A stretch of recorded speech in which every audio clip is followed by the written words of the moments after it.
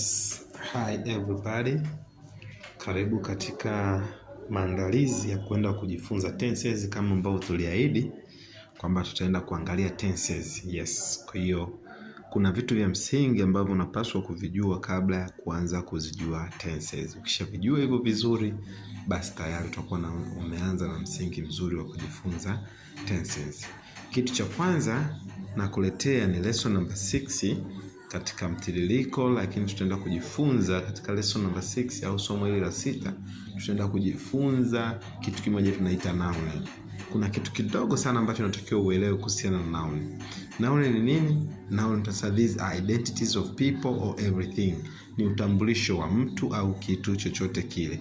Kwa njia nyepesi ya kuifahamu noun, tunasema noun ni jina la kitu chochote kile.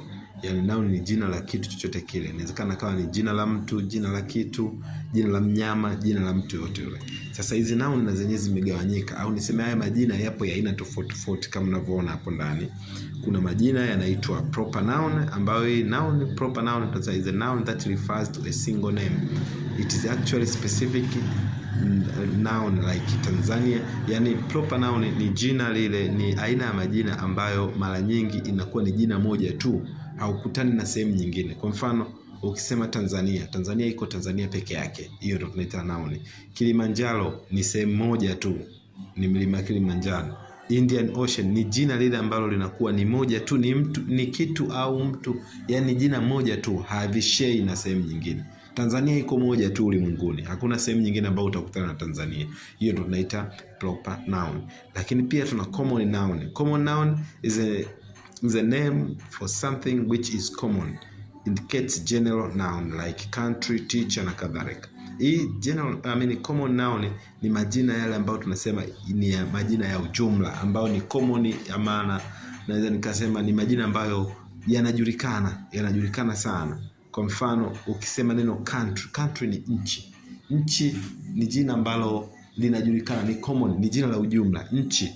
Teacher, mwalimu, ni jina la ujumla. City, mji, ni jina la ujumla.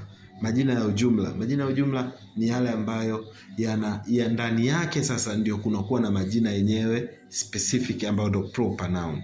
Yani kwa mfano, ukisema milima, milima ni common noun, lakini ndani ya milima ndio utakutana na Kilimanjaro, utakutana na Rungwe na milima mingine kama hiyo. Na hivyo hivyo ukija hapa Tanzania, Tanzania ni proper, lakini ukija ile country kama nchi ya Tanzania, ina maana neno nchi ni common kwa sababu kuna nchi ambayo ni ya Kenya, kuna nchi ambayo ni ya Uganda, kuna nchi ambayo ni ya Nigeria na kadhalika. Kwa yale majina ya ujumla yanaitwa common, lakini yale majina ya ndani mle tunaita proper noun. Lakini tuna abstract noun, zenyewe ni zile noun ambazo huwezi kuziona kwa macho. Tunaita abstract noun. Noun zile ambazo huwezi kuziona kwa macho. Ni noun gani huwezi kuziona kwa macho? Kwa mfano, unaweza kusema lies. Lies ni uongo. Believe, happiness ni furaha. Honest ni uaminifu. Kwa ni majina abstract noun, ni majina yale ambayo yanakaa katika hali ya ujumla. Lakini pia ya mwisho tuna concrete noun. Concrete noun ni noun zile ambazo ni kinyume cha abstract. Noun zile ambazo zinaonekana kwa macho ndio tunaita concrete noun. Yes. Na wewe pia hapo kwenye comment unaweza ukataja pia noun ambazo ni proper unazozifahamu. Kama nilivyosema, proper ni yale majina ambayo ni specific, lakini pia unaweza ukataja na common na abstract noun zile ambazo unazojua. Kumbuka, noun ni jina la kitu chochote kile. Hapa zimeorodheshwa baadhi ya noun, unaweza kuwa unaziona.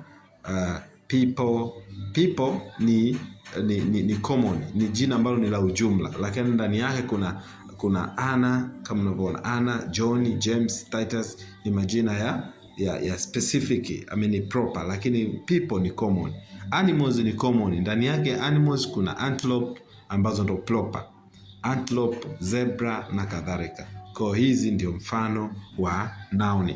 Kama una swali unaweza kaniuliza, lakini ni mfano noun. Cha msingi sana ili kuweze kujifunza tense au kuzijua tense ni kujua noun ni kitu gani. Kwa nini tunajifunza noun? Au kwa nini wewe ni muhimu kujua noun? Kwa sababu katika kujifunza tenses tutakuwa hatuongei jina, sijui unasema hapa utaweka sijui meza, hapa utaweka sijui table, sijui house, sijui Juma. Nikisema tu noun maana yake akili yako inafunguka moja kwa moja, unajua ni jina la kitu chochote kile. Kwa nikisema hapo utaweka noun maana yake utaweka jina la kitu chochote kile.